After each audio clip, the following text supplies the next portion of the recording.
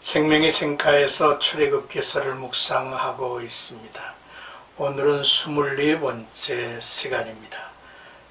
출애굽기 10장 12절에서 20절까지 8번째 재앙, 메뚜기 재앙이라는 주제입니다. 하나님께서 애굽에 내린 8번째 재앙인 메뚜기 재앙은 밀과 쌀보리가 한창 싹이 나서 자라는 시기, 즉 봄이 시작되는 2, 3월경입니다. 애굽의 온 땅이 황폐하여 그 어떤 동물도 머물 곳이 못 되는 지경에 이른 것이죠. 먼저 12절에서 13절까지는 8번째 재앙, 메뚜기를 올라오게 하여라는 내용입니다. 메뚜기는 원래 멀리 날지 못하기 때문에 자신의 힘으로는 수백, 수천 킬로미터의 장거리 여행을 할 수 없습니다. 오직 바람을 타고 날려가다가 바람이 멈는 곳에 앉을 뿐이죠. 그래서 성경에 여호와께서 동풍을 일으켜 온 낮과 온 밤에 불게 하시니 아침이 되매 동풍이 메뚜기를 불로 들인지라라고 했습니다. 애굽의 동쪽은 아라비아 사막 북부이므로 메뚜기 떼는 그곳에서 건조한 바람을 타고 애굽으로 날아오게 한 것입니다. 하나님은 만물을 다스리시는 분이기 까닭에 바람, 계절, 대륙의 환경, 메뚜기 떼까지도 다스리시고 또 그들이 복종을 합니다. 하나님은 동풍이나 서풍을 임의대로 명하시고 지배하시는 분임을 오늘 본 단락에서 보여주고 있죠. 이제 14절에서 15절까지는 메뚜기 떼가 먹어치워 땅에 푸른 것은 남지 아니하였더라 했습니다. 보통 메뚜기 떼는 어느 특정한 지역만을 강타하고 바람이 불기 시작하면 다시 먹이를 찾아 날아가거나 먹을 것이 없어 그대로 소멸하기도 하죠. 그러나 이 경우는 하나님이 행하시는 재앙이기에 애굽의 전 지역을 삼킨 것입니다. 우박 재앙에 이어서 메뚜기 재앙은 생존에 필요한 먹을 식량을 없애는 것으로 애굽과 또한 바로에게 치명적인 징벌이었습니다. 이 재앙에 대한 특이한 표현이 있죠. 메뚜기가 온 땅을 덮어 땅이 어둡게 되었으며 라는 말과 이런 메뚜기는 전에도 없었고 후에도 없을 것이라 했습니다. 그리고 애굽 온 땅에서 나무나 밭의 채소나 푸른 것은 남지 아니하였더라 라고 강조를 한 것이죠. 하나님께서는 이스라엘이 범죄했을 때도 팥종이, 황충이 즉 메뚜기 떼의 재앙으로 온 나라를 징계하시고 또 심판하시기도 했습니다.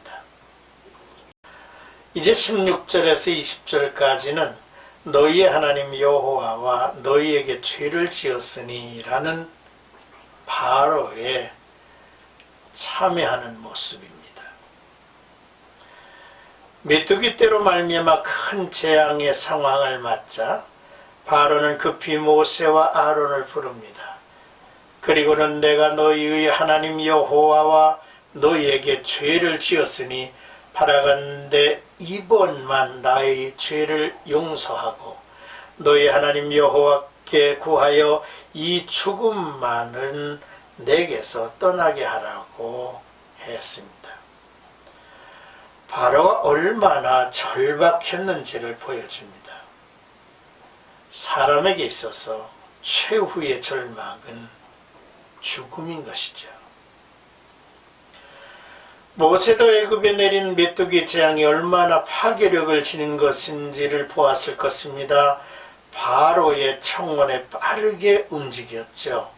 모세는 재앙이 멈추기를 여호와께 기도했습니다.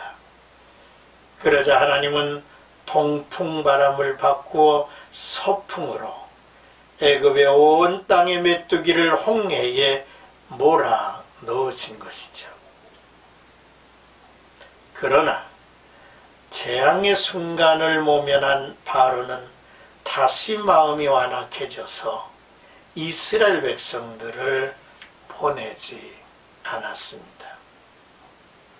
오늘 단락의 말씀을 이렇게 묵상하면서 진실하지 못한 회심, 회개가 어떤 것임을 깨닫게 합니다. 첫째로 거짓 회개는 양심적인 확신에 의함이 아니라 상황에 따라 순간적이며 충동적이라는 것입니다. 둘째로 거짓 회개는 경건의 슬픔에 의해서가 아니라 이기적인 두려움에 의한 것이라는 사실이죠.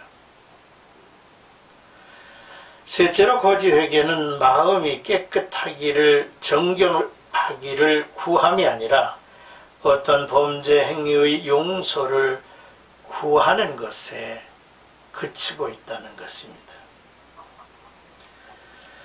넷째로 거짓 회개는 하나님께 구함이 아니라 중재하는 사람을 신뢰하죠.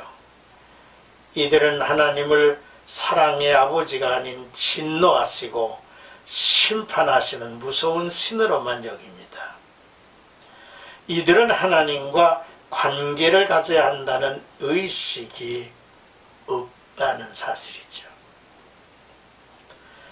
결국 거짓 회개는 위선적 태도에 의해서 위조된 약속을 하지만 위급한 상황을 면하면 바로 옛사람의 자리로 돌아가 버린다고 하는 사실입니다. 생가가족 여러분, 진정한 회개와 회심이 필요하지 않습니까? 그는 일상에서 회심에 따른 합당한 열매를 맺습니다.